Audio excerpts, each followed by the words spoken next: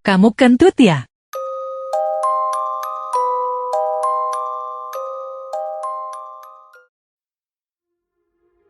Tidak dapat dipungkiri fenomena yang satu ini dialami kapan saja, di mana saja dan kepada siapa saja, termasuk saya dan kamu yang sedang menonton video ini.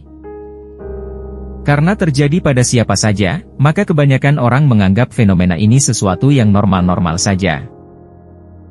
Tapi teman-teman, tanpa kita sadari, gas-gas yang keluar dari tubuh kita ini memiliki ragam pertanyaan viral yang perlu kita ketahui jawabannya.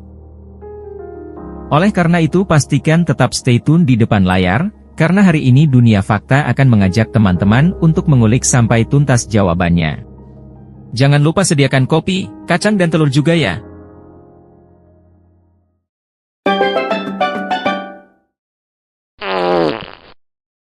Dari mana kentut kita berasal?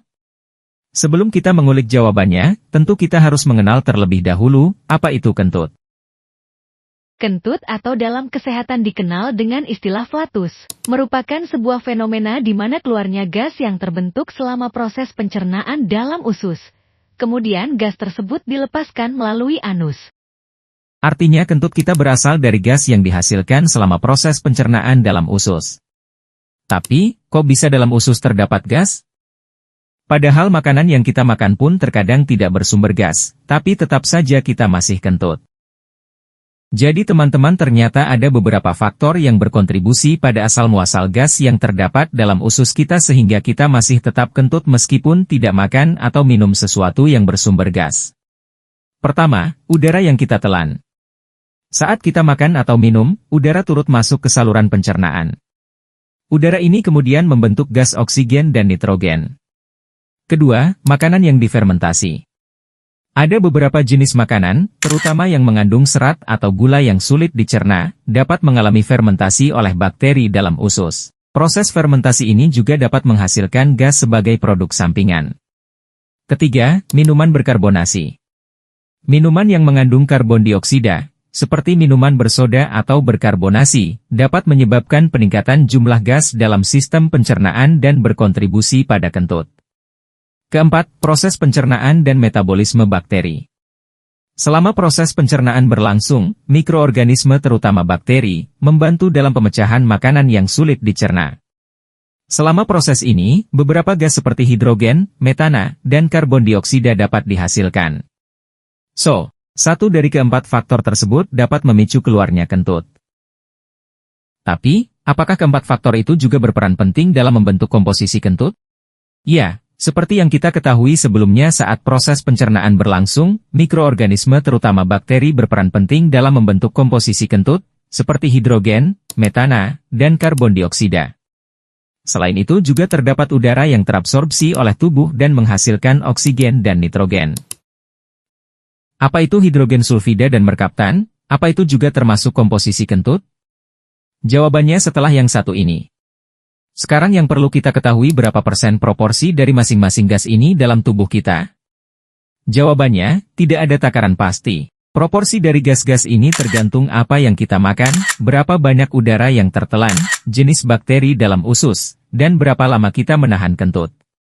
Jadi, semakin banyak udara yang tertelan maka kadar oksigen dan nitrogen akan semakin meningkat, begitu pula dengan gas dan senyawa lain. Terus kenapa kentut kita bisa berbau busuk? Nah tentu ini ada hubungannya dengan senyawa ini. Bau busuk yang dihasilkan kentut kita sangat dipengaruhi oleh kandungan hidrogen sulfida dan merkaptan. Kok bisa? Dari mana gas ini dihasilkan? Ketika kita makan makanan yang banyak mengandung sulfur atau belerang seperti telur dan daging, maka makin banyak pula sulfida dan merkaptan yang akan diproduksi oleh bakteri dalam perut, dan makin busuklah kentut kita. Dengan kata lain telur dan daging yang kaya akan senyawa belerang atau sulfur mempunyai peranan penting dalam memproduksi bau busuk pada kentut kita. Sementara produk makanan seperti kacang-kacangan itu berperan dalam memproduksi volume kentut, bukan dalam kebusukannya. Semakin banyak kacang-kacangan yang kita makan maka semakin besar pula bunyi kentut kita. Tapi faktanya kentut yang busuk itu terasa hangat dan tidak bersuara ketika keluar. Salah satu sumber kentut adalah bakteri. Di mana, fermentasi bakteri dalam proses pencernaan akan memproduksi panas, dan hasil sampingannya adalah gas busuk. Sehingga, ukuran gas akan lebih kecil, terasa hangat dan jenuh dengan produk metabolisme bakteri yang berbau busuk. Oleh karena itu, ketika gas ini keluar meninggalkan sumbernya akan terasa hangat dan tidak bersuara. Namun, ketika baunya sampai ke hidung kita dapat dipastikan rasanya sangat menyakitkan teman-teman. Tapi teman-teman, berapa menit kira-kira waktu yang diperlukan bau kentut untuk sampai ke hidung kita? Pertanyaan ini begitu viral, dan bahkan belum ada satupun temuan yang berhasil memecahkan hal ini. Mengapa demikian? Karena hal ini sangat dipengaruhi oleh berbagai kondisi seperti kelembaban, suhu, kecepatan, arah angin, berat molekul gas kentut, jarak antara si kentut dan si penghirup itu sendiri. Sehingga hal ini sangat sulit untuk dipecahkan. Tetapi yang perlu digarisbawahi, ketika kentut meninggalkan sumbernya, dia akan berkeliaran di udara bebas tercampur dengan berbagai senyawa lain yang berada di lingkungan sekitar. Setelah beberapa detik tidak tercium di hidung kita, maka gas kentut tersebut sudah mengalami pengenceran di udara. Beda ceritanya ketika kentut di ruangan yang sempit, seperti dalam lift, mobil, dan kamar tidur.